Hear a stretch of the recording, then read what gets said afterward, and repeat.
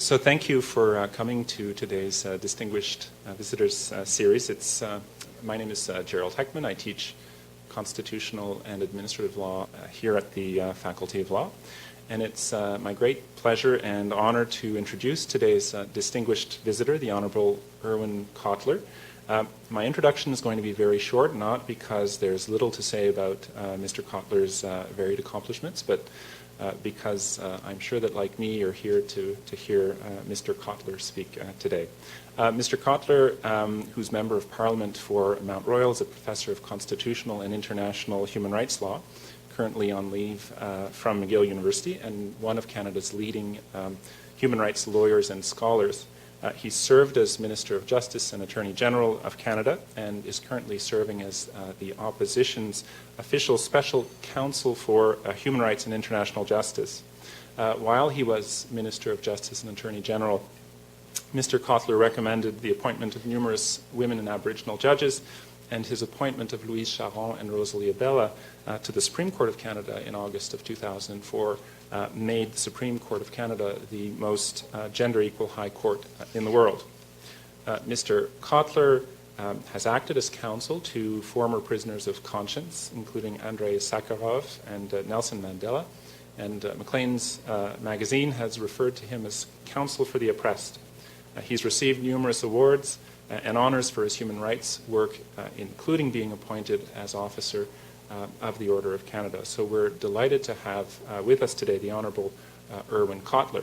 And we also have a number of other guests with us today, and I'd like to acknowledge in particular the Honourable Anita Neville, who's MP for Winnipeg South Centre and champion for many human rights causes herself. So please join me in welcoming the Honourable Irwin Cotler to speak on Nuremberg, 60 years later, lessons for our time.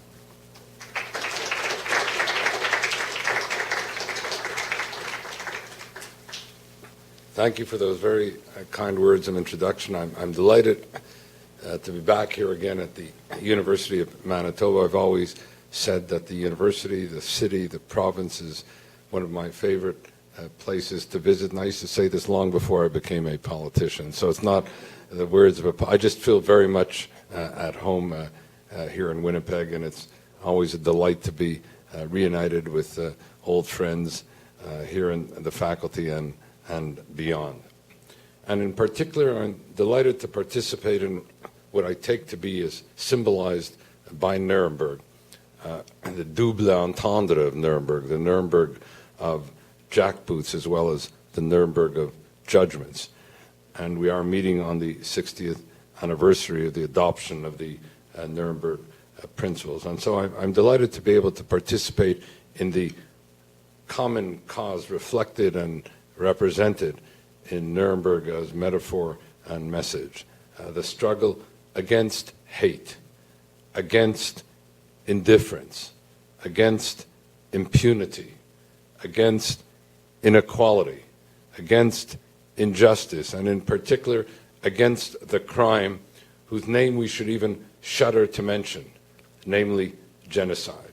And this is part of the larger struggle for human rights, for human dignity, for international justice, for the responsibility to prevent and the responsibility to protect, and to act on that responsibility. And indeed, we meet at an important moment of remembrance and reminder, symbolized by Nuremberg, but a convergence, if you will, of anniversaries that themselves both reflect and are represented in Nuremberg.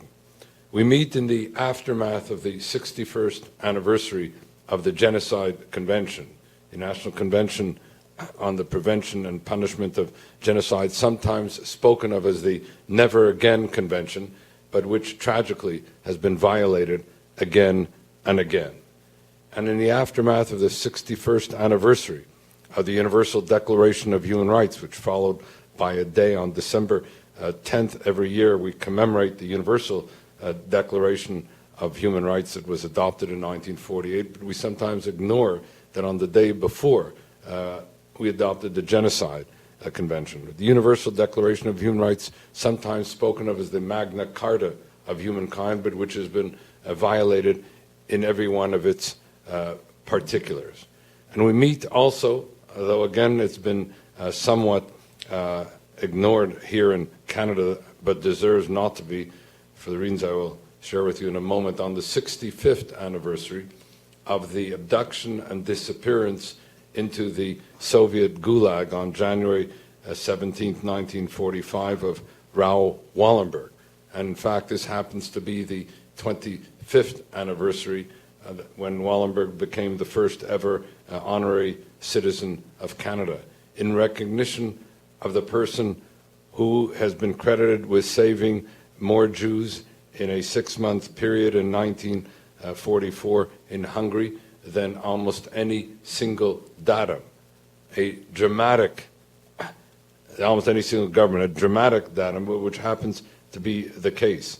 A person who has come to be known as the hero of humanity, this Swedish non-Jew, this saint just of the nations, who stood up against the whole Nazi killing machine, resisted and prevailed, and thereby transformed history. And as I said, the 60th anniversary of the adoption of the Nuremberg principles. And I was reminded of the fact that my son, one day when he was reading a book by Carol Matus, a Winnipeg writer, called Daniel's Story, and it was about Nuremberg. And my son, who was then 10 years old at the time, said, "Look, Daddy, it says Nuremberg." He was referring that which he had heard from me even growing up about the Nuremberg principles, about the Nuremberg judgments. But what Carol Matus was writing about at that time was the Nuremberg race laws, of racism institutionalized as law, of an eliminationist racism that became the Third Reich. And that's why I say the double entendre of Nuremberg, the Nuremberg of jackboots, as well as the Nuremberg of judgments, the Nuremberg of Sieg, Heil, and hate, as well as the Nuremberg of principles. And Wallenberg, whose 65th anniversary of his disappearance we are now commemorating, and in fact January 17th was set aside as Raoul Wallenberg Day in Canada. In fact, I think that Manitoba today may be the only province in which Raoul Wallenberg Day is being remembered.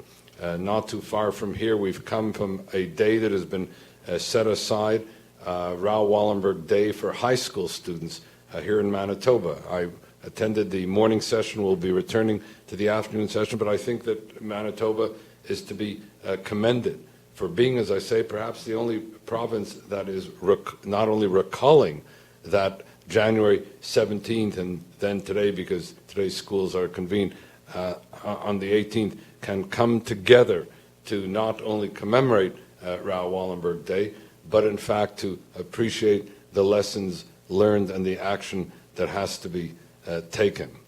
In fact, whenever I speak about a subject like Raoul Wallenberg, or the Nuremberg principles, or the Holocaust, which connects the two, and the genocide of the Second World War, I must say that I do so with a great deal of humility and not with an undue sense of pain.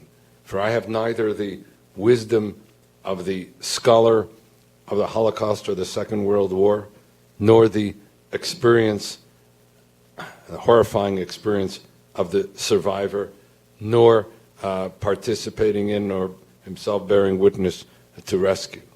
I know only what my parents taught me as a young man, but which has carried me and has been underpinning my work all these years, when they've said, and as I said, a kind of instruction that I was too young, and the profundity of which I was not able to appreciate then, and not always able to fully comprehend thereafter. That there are things, speaking as they did of the Holocaust, that there are things in Jewish history and human history that are too terrible to be believed, but not too terrible to have happened. That Auschwitz, Treblinka, Majdanek, Dachau, these death camps are beyond vocabulary. Words may ease the pain, but they can also dwarf the tragedy. As Holocaust scholar Yehuda Bauer would say again and again, that the Holocaust was uniquely unique, a genocidal singularity which targeted all the Jews, or as Elie Wiesel, the Nobel Peace Laureate and himself a Holocaust survivor, put it, the Holocaust was a war against the Jews in which not all victims were Jews, but all Jews were intended victims. And so on this anniversary of anniversaries, on the convergence of all these anniversaries, whether it be Wallenberg, whether it be Nuremberg, whether it be the aftermath of the Genocide Convention and Universal Declaration of Human Rights, we have to ask ourselves, on this historic moment and convergence of anniversaries, what is it that we have learned? And more importantly, perhaps, what is it that we must do? And what I'd like to do is share with you a series of lessons that grow out of the convergence of anniversaries that are themselves related to Raoul Wallenberg Day, that are related to the universal lessons of the Holocaust, that are bound up with Nuremberg as jackboots and as judgments. Let me begin with the first lesson, and that is the importance of remembrance, or I would say the right of memory and the duty of remembrance. Because when we speak of the Holocaust, and when we speak of the importance of remembrance, and as we remember the 6 million Jews murdered in the Holocaust, but no less important, who were defamed, dehumanized, and demonized as prologue and justification for the impending genocide, we have to understand that the mass murder of 6 million Jews and the murder of millions of non-Jews is not a matter of abstract statistics. As we say every year on the occasion of National Holocaust Remembrance Day, I want to commend my colleague here, Anita Neville. She was one of the parliamentarians responsible for the adoption of legislation that established a National Holocaust Day here in Canada. And as will be said on towards the end of this month on the UN-sponsored International Holocaust Remembrance Day, which has been in place for some 3 years now under the auspices of the UN. And as we say on these occasions, unto each person there is a name. Each person had an identity. Each person was a universe. And as our sages remind us, that whoever saves a single person, it is as if he or she has saved an entire universe. Raoul Wallenberg saved thousands of universes.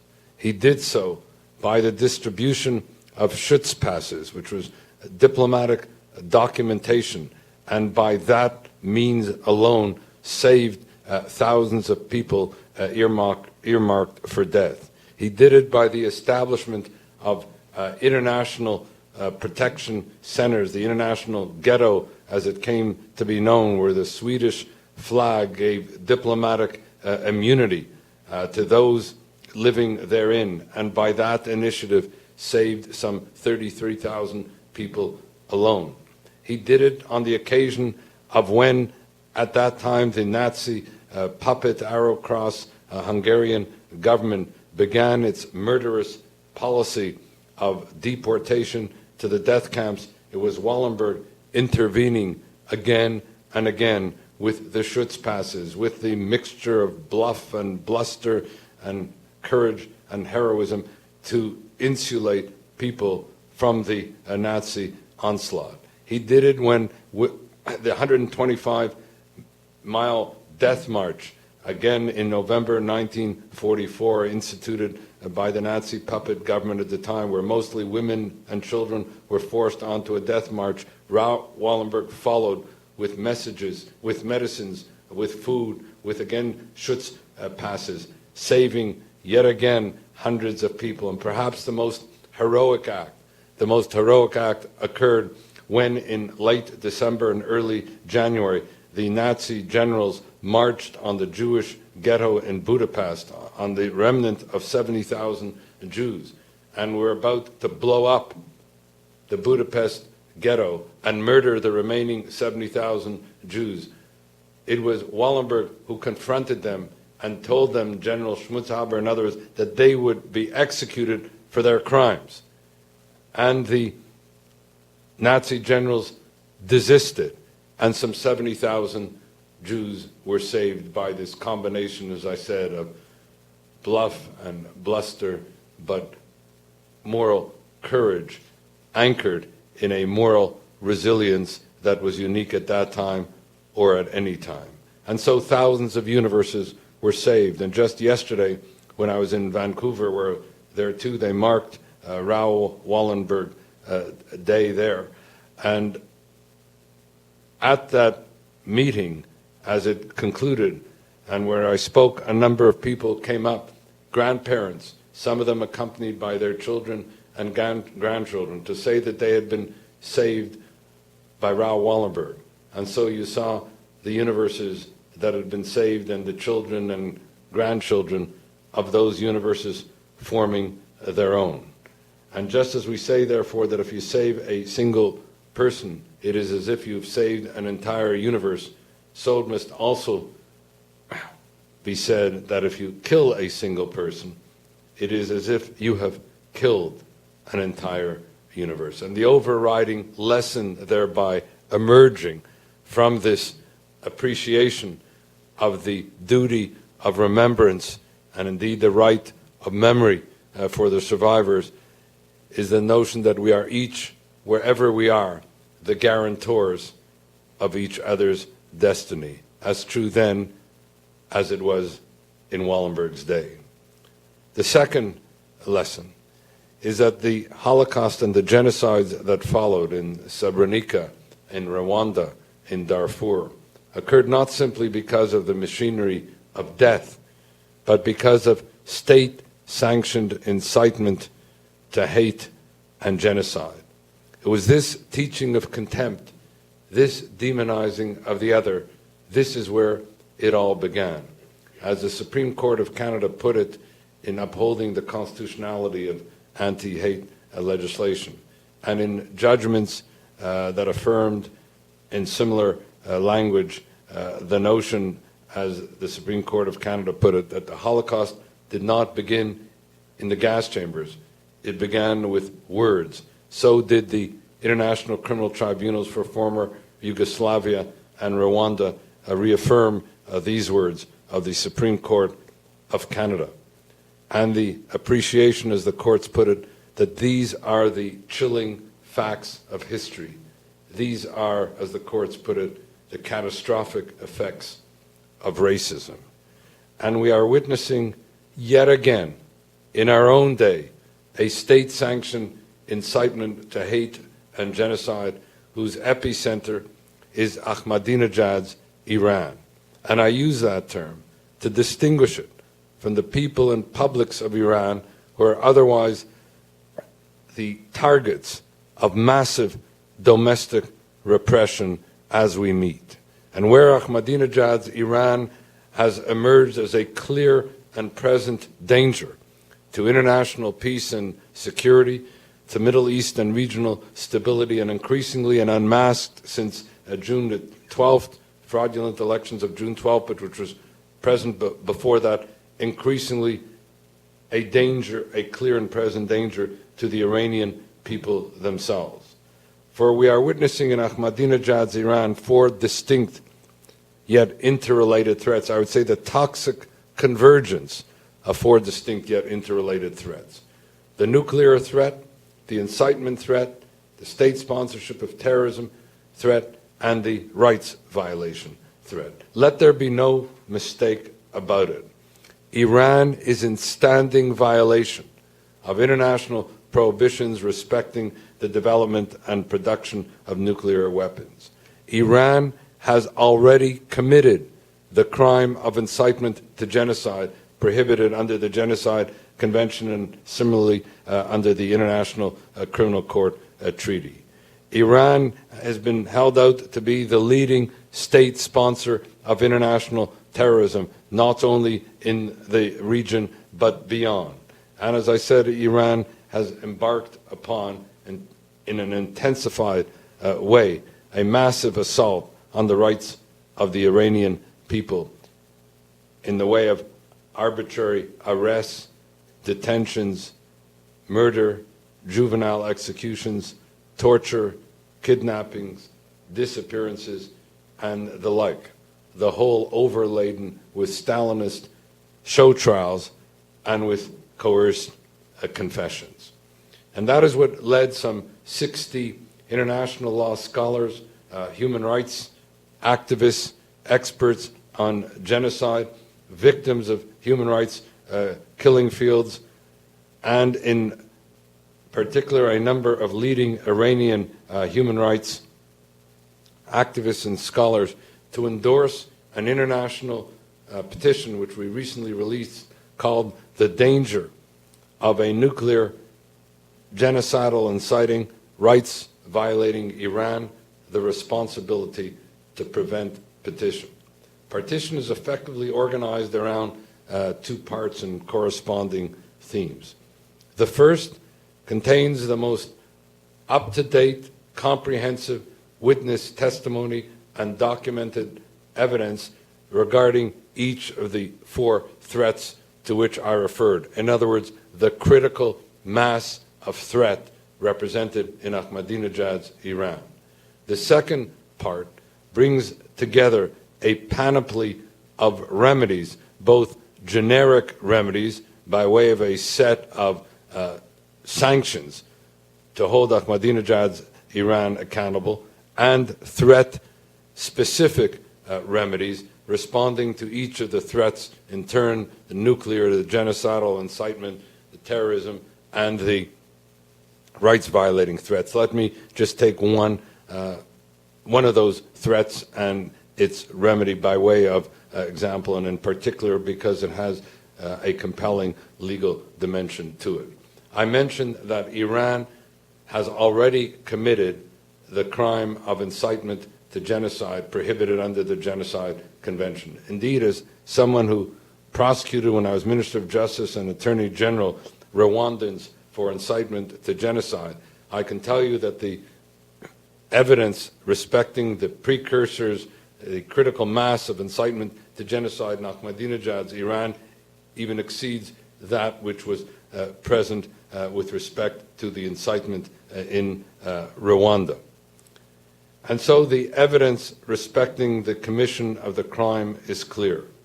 And as the Genocide Convention and international law mandates, state parties to the Genocide Convention and the international community have a legal obligation, not simply a policy option, a legal obligation to prevent and combat this incitement to genocide.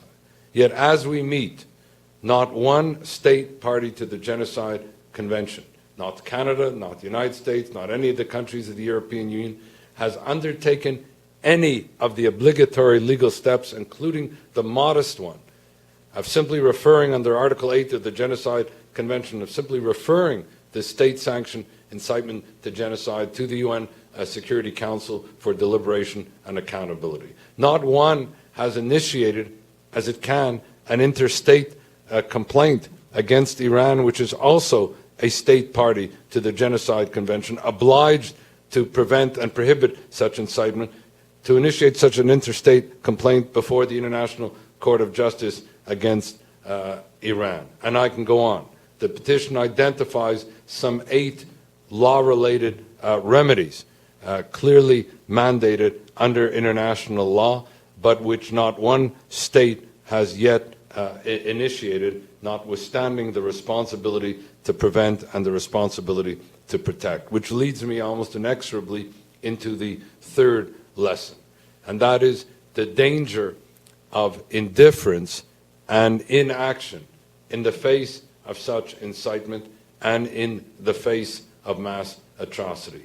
Again, the genocide, the Holocaust and the genocides thereafter occurred not only because of the machinery of death and not only because of the state-sanctioned incitement to genocide, but because of indifference and inaction, because of crimes of indifference and conspiracies of silence.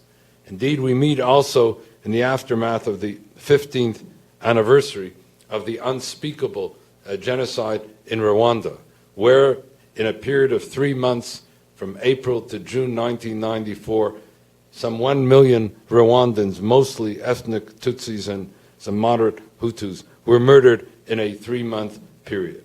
And why I refer to the unspeakable genocide of Rwanda is not only because of the horror of the genocide itself. That alone would make it unspeakable. But what makes it so unspeakable is that this genocide was preventable. Nobody can say that we did not know. We knew, but we did not act. Just as nobody can say with regard to Darfur that we did not know. We knew, but we did not act.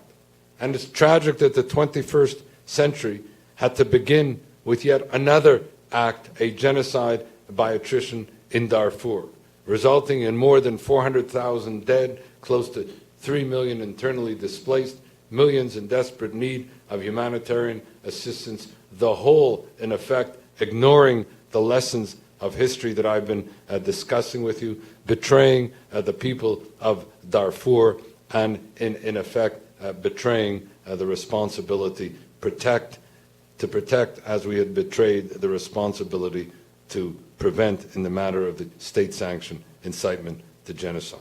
Which brings me now to a fourth lesson. The fourth lesson being the danger of cultures of impunity. If the 20th century, with the Holocaust and the genocides that followed, can be characterized as the age of atrocity, it could also be seen as the age of impunity. Few of the perpetrators were brought to justice. And so, just as there must be no sanctuary for hate, no refuge for bigotry, so there must be no base or sanctuary for these hostis humanus generis, these enemies of humankind. And that is why the establishment of the International Criminal Tribunals for former Yugoslavia and Rwanda, the International Criminal Court for Sierra Leone, and in particular the establishment in 1998 of the first ever post-Nuremberg International Criminal Tribunal was such a welcome revolutionary development in order to deter the mass atrocity, in order to hold the perpetrators to account, in order to protect the victims of these hostis humanus generis.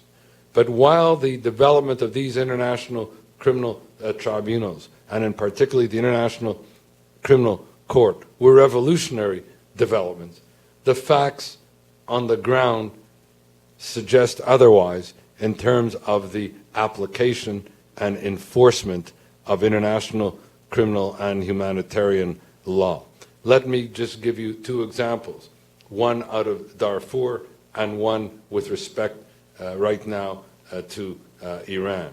With regard to Darfur, the person who was held responsible, because one has to say that the International Criminal Court did issue indictments with respect to the Interior Minister and with respect to the President al-Bashir of Sudan.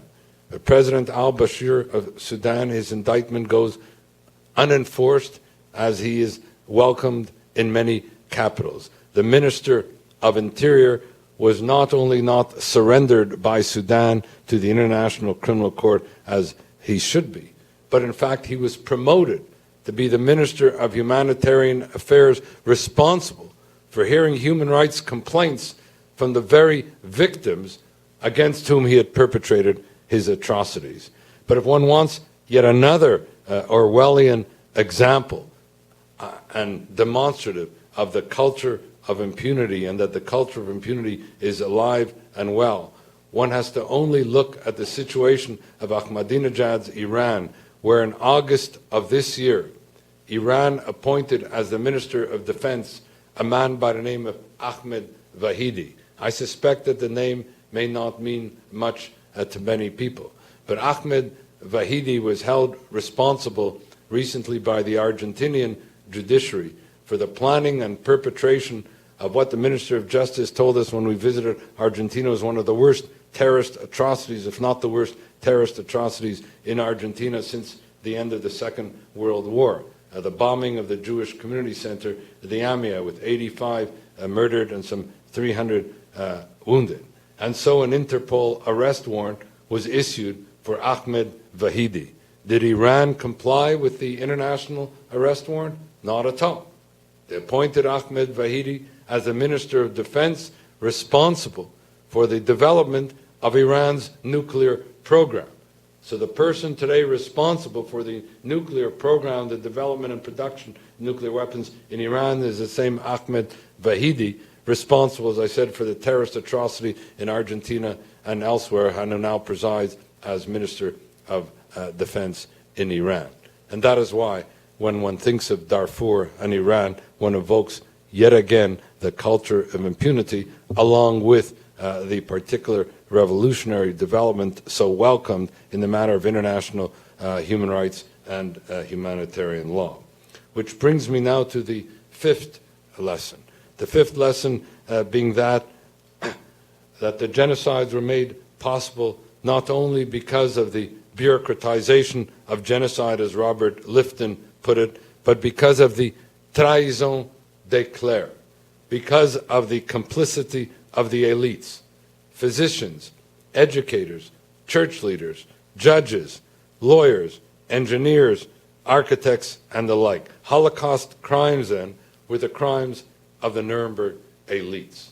One has to only read the work of Gerhard Müller on Hitler's justice to see the complicity of lawyers and judges in the Third Reich. Robert Proctor's book in terms of the medical profession to see the complicity of scientists and doctors. Indeed, half of the death camps had doctors as the caretakers of the camps. Or to read Robert Jan van Pelt's work on the involvement of engineers and architects in the minute design of the death camps and so on. As Elie Wiesel put it, cold-blooded murder and culture did not exclude each other. If the Holocaust proved anything, it is that a person can both love poem and kill children. And so it is our responsibility as a natural kind of lesson, but it appears to be more rhetorical than real. The responsibility to hold truth accountable, to hold governments accountable in this instance in terms of speaking truth to power and holding power accountable to truth. But that seems to be much more by way of rhetorical refrain. It was Wallenberg who not only spoke truth to power, but indeed held power accountable to truth. As I said, one person who was able to stand up, resist, confront the entire Nazi killing machine and prevail, and thereby transform history. Which brings me now to a sixth lesson and moving to a close. And this concerns the lesson respecting the vulnerability of the powerless and the powerlessness of the vulnerable. Expressed in the triage of Nazi racial hygiene, the sterilization laws, the Nuremberg race laws to which I referred, the euthanasia program, all of which, as the Nazis put it, would target those, quote, whose lives were not worth living. Indeed, it is revealing, as Professor Henry Friedlander points out in his work on the origins of genocide, that the first group singled out for killing were the Jewish disabled, the whole anchored in the science of death, in the medicalization of ethnic cleansing, in the sanitizing even of the vocabulary of destruction. And so it's our responsibility as citoyens du monde, but I would say law students, who can be at the forefront of this particular responsibility, given education, training, commitment, and the like, to give voice to the voiceless as one seeks to empower the powerless, be they the disabled, the poor, the elderly, the violated woman, or the battered child, the most vulnerable of the vulnerable. The test of a just society, whether one is in Winnipeg or in Montreal or beyond. The test of a just society is how does it treat its most vulnerable amongst it. And of course, with respect to Manitoba, the plight and pain of the Aboriginal people come to the forefront as well. But perhaps the most important lesson within this sixth framework of the assaults on the vulnerable and the danger of the powerlessness of the vulnerable and the vulnerability of the powerless was taught to me by my daughter when she was about 15 years of age, now 30 and happily about to give birth in 1 month's time. But when she said to me then as a 15-year-old, and I never forgot the lesson, I repeat it whenever the occasion allows because of its both profundity and really its call to action. When she said to me, "Daddy, if you want to know what the real test of human rights is, then always ask yourself, at any time, in any situation, in any part of the world, is what is happening good for children? That's the real test of human rights, Daddy. Is it good for children?" Which brings me now to the last lesson to which I wish to refer, and that is the whole question of the global poverty, inequality, and injustice. Here the numbers themselves bespeak the drama, but again, as I say the statistics, one has to appreciate that there are human beings behind each of these statistics. That some 2.5 billion people live on less than $2 a day. That 1.5 billion live on less than $1 a day.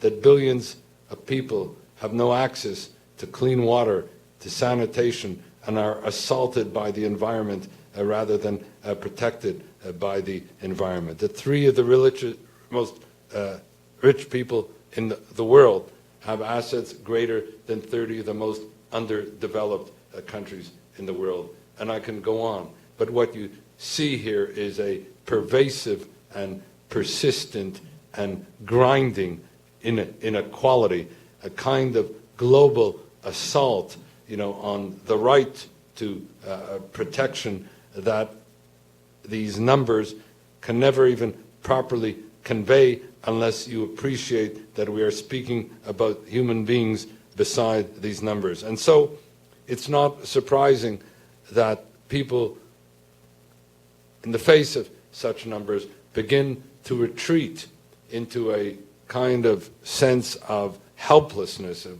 what can I do, feeling overwhelmed by the numbers, feeling overtaken by the internationalization of it all, and asking, what is it that they can do, and where we can ask ourselves the question, what is it that we can do? And people saying to us, yes, you've been speaking about Raoul Wallenberg, but I can't be, and I'm not a Raoul Wallenberg. But I think it's instructive to know that Raoul Wallenberg was like each one of us. Raoul Wallenberg was an ordinary person that somehow found in the resources of his own humanity, somehow found the capacity to care and the courage to act and to thereby transform history. And it reminds me of a instruction of the great sage Maimonides.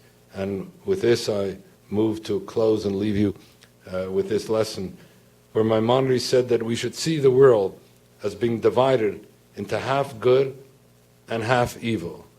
Therefore, one good deed by any one of us tips the scales on behalf of the good against evil. And therefore, one good deed by any one of us has a cosmic, universal impact. It may be simply in the kind of modest initiative of just saying a kind word to your fellow student or colleague on any given day, and thereby making their day, or refrain from making an unkind or hurtful word. Reminding me of my mother's message to me always as a life message, which was that life and death is on the tip of the tongue, to guard against assaultive or hateful speech, not to go up and down your community as a gossiper or as a slanderer. Because as we've learned, words can hurt. Words can hurt within the framework of human relationships. They hurt within the framework of a community. They hurt as between communities. They hurt as between peoples, and they hurt as between states, and they can take you down the road to horrors and to a genocide. And so the reminder, as the courts put it, that the Holocaust and the genocides of the 20th century, and yet again now in the 21st century, did not begin in the gas chambers or in killing fields. They began with words. And we, therefore, should undertake and pledge on this day of a convergence of anniversaries, the immediate aftermath of both the 61st anniversaries of the Genocide Convention, Universal Declaration of Human Rights, 65th anniversary of Raoul Wallenberg's disappearance, but Canada's establishment of January 17th as Raoul Wallenberg Day in honor of Canada's first honorary citizen. With respect to the 60th anniversary of the double entendre and remembrance of Nuremberg, we should not only remember, but we should pledge to act that never again will any of us indulge any incitement to hatred or racism, let alone incitement to genocide. That never again will any of us be silent in the face of evil. That never again will any of us acquiesce in any forms of racism or anti-Semitism. That never again will be silent in the face of mass atrocity. That never again will we be indifferent to the vulnerable amongst us. That always we will remember that the test of a just society is how it treats its most vulnerable. And I recall also here these words I end, because the most important messages, as you will have learned from what I've said, were those with which I was brought up. And here, again, as a young man, my father would always implore me with the, if you will, the biblical injunction, but in fact the hortatory command, really, of the highest ethical nature, the importance, as he put it, of pursuing justice. But he would always add that if you want to pursue justice, you have to feel the injustice about you. Otherwise, the pursuit of justice is simply an abstract notion.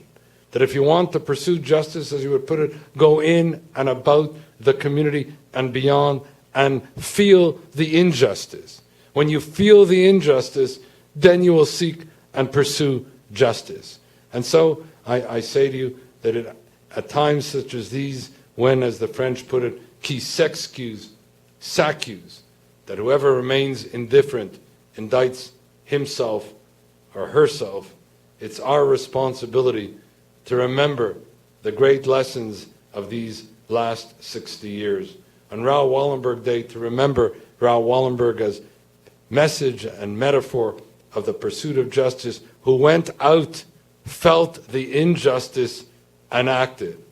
And where we, by one good deed, by any one of us, at any given moment in time, can transform the scales on behalf of the good and thereby have a cosmic impact. Thanks.